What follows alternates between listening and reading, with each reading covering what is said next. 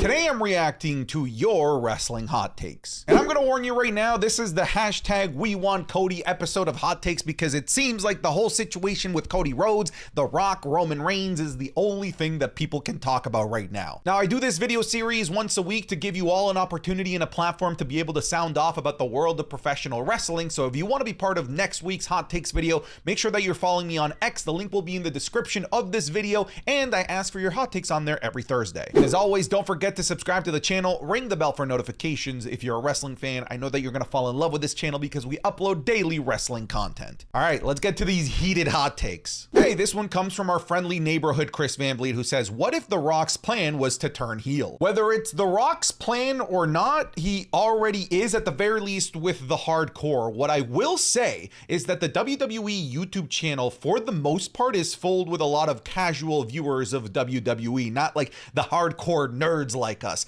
And even in that realm of casuals in the WWE YouTube page, there's a lot of negative sentiment towards The Rock coming back and upstaging Cody Rhodes. So I think it's fair to say that The Rock is already the biggest heel in the business. However, if he were to come back as a proper heel, 2003 Hollywood Rock, which is one of my favorite, my favorite wrestling character of all time, if his music were to hit and we were just to hear the "It's cooking," bow, bow, bow, bow, bow, I would lose my mind. That would actually be absolutely brilliant and amazing. I just don't see a world where that happens. I feel like The Rock likes being the hero. The Rock deserves the Batista 2014 treatment. At least Batista was coming back for an actual second run in WWE. Rocky feels like he's forcing his way into a match and then leaving again. I'm not even a Cody fan, and this shit sucks. There's one thing you said here that really stood out to me. The fact that you said that you're not even a Cody Rhodes fan, but you also think that this whole situation sucks, because I actually fall in your camp. I'm not the biggest Cody Rhodes fan. In fact, I've been rooting against him in most feuds, actually. However, even I can recognize that this situation is being handled wrong. Here's the thing. Rock and Roman is a dream match that, whether you want to admit it or not, because right now things are heated, it's a dream match that you want. It's a dream match that I want. It's a dream match that we all want. I just think that it's an ill-timed dream match. It's a dream match that's being booked in the most nightmarish way possible, and it's leading to all of this backlash. Now, I will say no one deserves Batista 2014 treatment. We were just overly harsh with Batista, but I do believe that if we continue to make enough noise the way that we are, they're gonna have to. I believe they're gonna have to make an audible on this. This is how we get heel Cody. I disagree wholeheartedly. In fact, this is how we get a forever babyface, top babyface on the planet Earth, Cody Rhodes, because even people like me that were routinely rooting against Cody Rhodes are now very much ride or die in his corner. Cody Rhodes has just instantly become, even though he was already the top babyface in the WWE, way more uber mega over with the entire fan base of WWE. There's actually really no point to turning Cody heel from this situation. In fact, I feel like you gotta ride the momentum and really catapult him and really cement him as the face of the organization. There will be a twist that makes the WrestleMania 40 match between Rock and Roman become a triple threat with Cody, and Cody pins Reigns with help from The Rock. I do see a world where this is a possibility. We saw it with Daniel Bryan at WrestleMania 37, and we saw it with Daniel Bryan at WrestleMania 30. We can totally turn things into a triple threat for the sake of fan appeasement, and I could see this being the case. However, I fail to see a world where Rock is okay not being the hero in the story. I feel like The Rock is very much a guy that's very protective of his intellectual property, the intellectual property being himself, Dwayne "The Rock" Johnson. He is the hero in everything that he's a part of. For God's sake, there's clauses in his movie contracts where he can't get beat up by other characters for more than X amount of time. That's part of the reason why there was such a problem with him in the Fast and Furious movies, because he couldn't lose a fist fight to Vin Diesel. So I failed to see a place where The Rock steps aside and lets someone else be the hero of the story. I think the thing is, I'm totally fine with The Rock being the hero of the story. I just think it needed to be a different tale, a different story at a different time, not right now. I would much rather Cody challenge Gunther for the Intercontinental title at Mania than seeing him versus Seth for a fourth time. I mean, Gunther versus Cody Rhodes would unironically be absolutely fantastic. However, we would be giving in to what the WWE is doing. In fact, I would believe in my mind that if he goes for Seth Rollins World Heavyweight title and we just sort of sit back and allow it as fans, then we're still also giving in to the WWE telling us what we want when it's clearly not it. I think to me, it's ride or die Cody going for the WWE Championship. The Rock versus Roman is best for business at this point. Cody was probably going to lose anyway because without, quote, the story, Cody's character likely becomes vanilla. Thus, he'll lose steam within a few months and become irrelevant, like Daniel Bryan and various others that won. I don't recall when Daniel Bryan became irrelevant. He had to retire. He was still uber popular even when he kept coming back from injury, and every time that his run was started and stopped, he never lost steam. So I think you're kind of rewriting history there, but I don't think that Cody as a babyface is purely fueled by the story. And here's the thing, like, Cody doesn't resonate with me, but I'm also keen enough and smart enough to look outside of what I like and realize that Cody Rhodes is just a beloved babyface to the levels of John Cena. And yeah, John Cena resonated with me when I was a kid, and I look at all of the kids that are in the arena and they're all resonating with Cody Rhodes. Like, Cody Rhodes, dude, he's the guy. Like, I have to even accept that even as a non-Cody Rhodes fan. This is the guy that WWE put their eggs in the basket of. This is the guy that they decided to make the face of the organization. So to me, it feels a little bit weird that they're pulling the guy that, to me, they stamped the face of the company approval on and put The Rock in. Folks, almost 400 of you are supporting me over on patreon.com/SantiZap. So thank you for that. That's where you're going to get my Raw reviews, SmackDown reviews, the most recent SmackDown review where I talk about Cody Rhodes and The Rock and the whole awesome Bayley segment. It's all already on there. It's 28 minutes long too. I also give you the podcast 3 days early. So it's just more wrestling content. So if you want it, go check out patreon.com/SantiZap.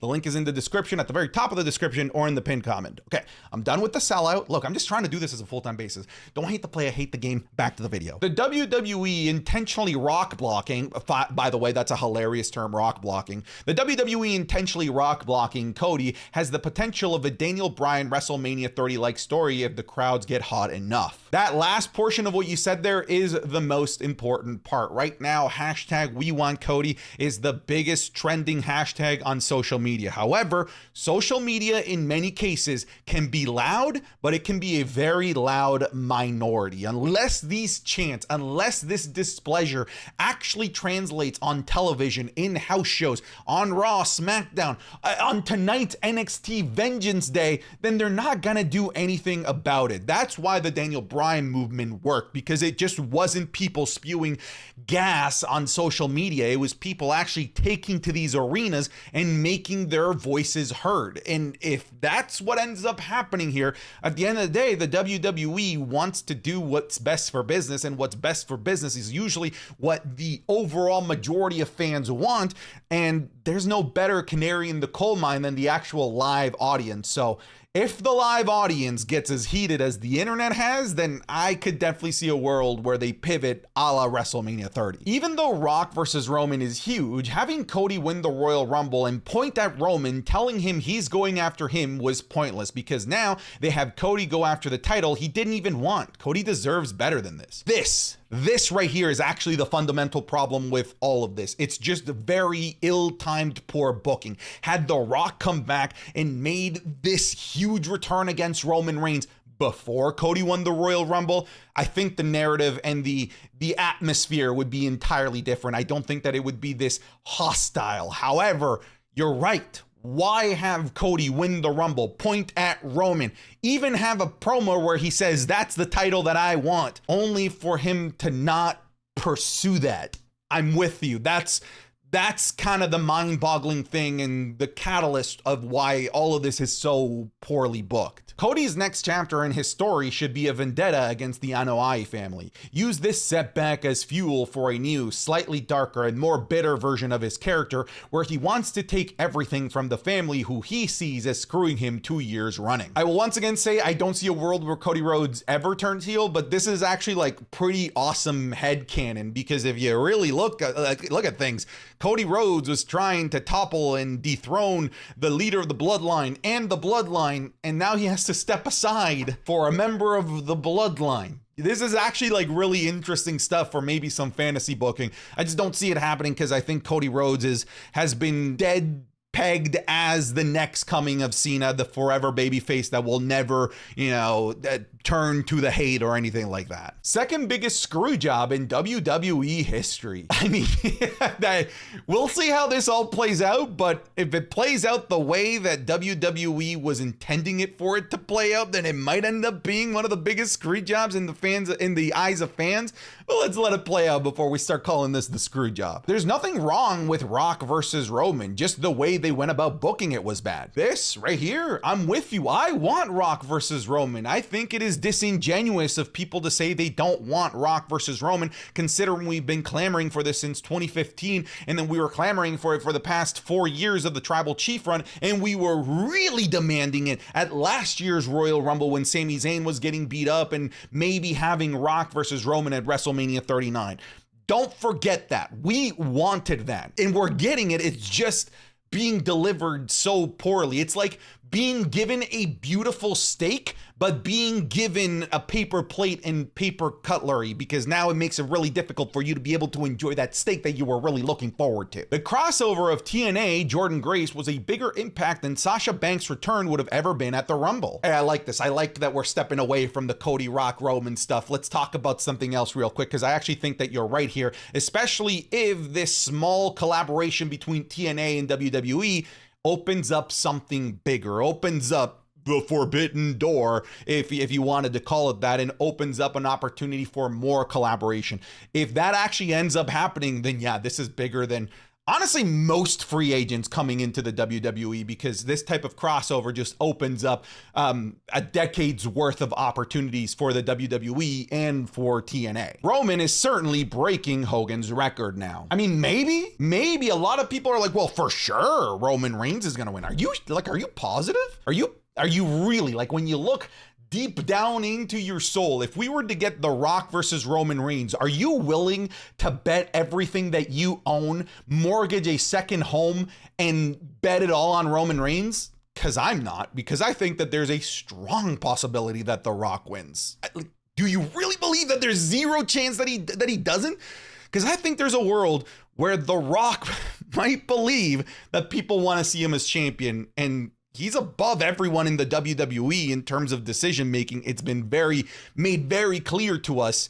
So maybe he does make that call, and then Roman isn't breaking Hogan's record. Rock versus Roman was the best case scenario, and people don't realize how lucky we are. Look, I don't ever want to dismiss people that want Rock versus Roman, because I also want Rock versus Roman, and I also have to acknowledge what you're saying here. We are lucky to live in a world where professional wrestling can give us the biggest box office former WWE superstar The Rock with one of the biggest names to ever grace professional wrestling in Roman Reigns, put them together in a dream match. It's just right now tensions are high and people don't want to admit that this is an amazing thing that we're getting, that we truly are lucky to be living in an era where this is possible.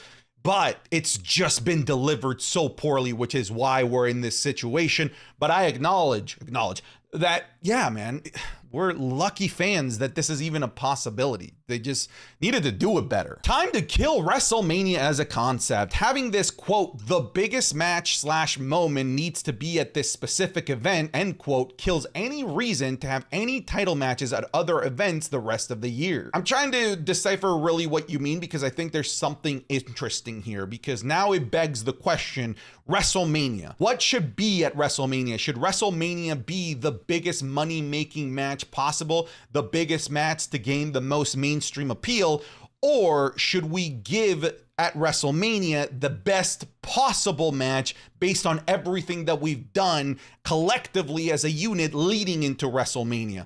Because if it's this one, then we should go with Cody Rhodes. If it's this one, like if we're trying to make money, go into the mainstream media and whatnot, then I understand why WWE wants to go with Rock Roman.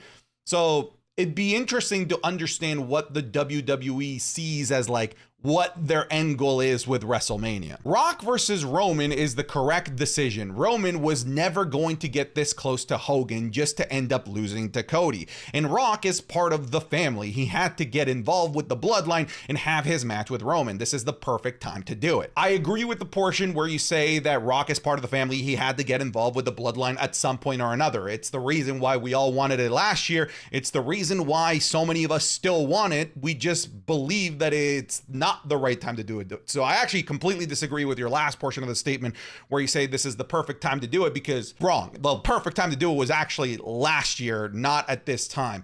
Now, I see a lot of this about like Hogan's record. Maybe I just don't hold those records in such high regard because to me, they're not real records of any sort of genuine merit aside from WWE being like, yeah, we want to keep the title on this guy for X amount of days. It's not like, you know, how many Super Bowls they won. Like, it's not a real record that I hold near and dear to my heart. It's so, I don't know, maybe I'm just not emotionally attached to it as some other people are. So I could care less whether or not Roman beats or doesn't beat Hogan's record. But I think if you're going to leverage Hogan's record as some sort of storytelling device and a narrative piece, then you should. And I think Cody Rhodes could be that guy that's trying to stop Roman Reigns from beating that record. Maybe. I don't know. I don't really care about this record, to be honest. LA Knight has passed his peak, and it's our fault. We wanted it because he's pretty good, and we couldn't have it. We played with our shiny new toy, and now we're done with it. He might do well in the future again, but not anytime soon. Define doing well, because LA Knight was just in a world championship match with Randy Orton, AJ Styles, Roman Reigns, and he wasn't even the one that took the pin. Compared to where he was the previous year, we have done a pretty awesome thing for LA Knight in terms of elevating him to where he is now. Maybe he's not winning championships, sure, but he is a prominent feature in just about anything to do with the world of the WWE now. I think I'm happy with where LA Knight is now because he's being used when at this point last year and even before that, he wasn't being used at all. So I'm happy with where LA Knight is. I just think that maybe people have these ridiculous high standards where the only way that we can say that somebody has been successful is world titles, and I just don't think that way. Roman versus Rock at WrestleMania 40 feels the same as the Chiefs versus 49ers in the Super Bowl. It's gonna be good, but not what we were hoping for. I mean, kind of, yeah, I think you're kind of hitting it on the head here. And just to add further to this, it's also, you know, a Super Bowl that we're all still gonna watch. We're all still gonna watch WrestleMania. It's just not, you know, it would have been nice to have like the Ravens and the Lions in there. Would have been nice to have Cody Rhodes in there. So time to bring back the greatest wrestling sign of all time. I hope not. Like, I hope that we don't get to this point where we start to take wrestling so seriously that we're telling people to die because of booking decisions. That's the 90s. It's a different world. We shouldn't be doing that nowadays. Rock versus Roman is being done too late. It should have happened over a year ago. Here's the thing. I don't even think that it's being done too late because I also can make the argument that it's being done too early because I agree with you. It could have been done last year. Could have been done the year after. It's just that somehow WWE found the one time where this story didn't work. It's like literally the only time in the entire timeline of WWE space-time continuum where The Rock versus Roman Reigns is not something that we want to see right now. They just picked the worst possible time. Would have been fine next year. Would have been fine the year after that. They just picked the worst possible time is all. All right, folks, where do you stand on the hashtag We Want Cody movement? Comment section here is actually a pretty chill place. Please be civil in there and have a conversation about it. But that's it. I'm done. Get out of here.